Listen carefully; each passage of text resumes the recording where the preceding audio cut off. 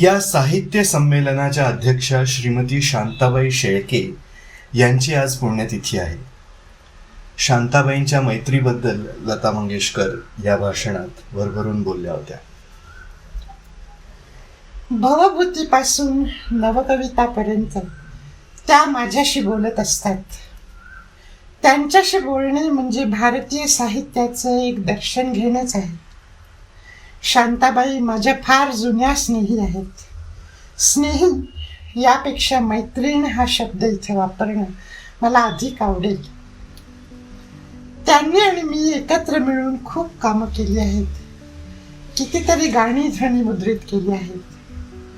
कधी मी पार्श्वगायिका तर त्या गीत लेखिका, तर कधी त्या गायिका आणि माझी भूमिका श्रोत्याची. हो, मी तुम्हाला माहीत नसलेली माहिती इथे देते. शांताबाई माझ्या समोर बरीच हिंदी गाणी गातात. शांताबाईंची ती जी कविता आहे, असे न मी नसे न मी, ही त्यांना ह्या हिंदी गाण्यावरून तर सुचली नसेल.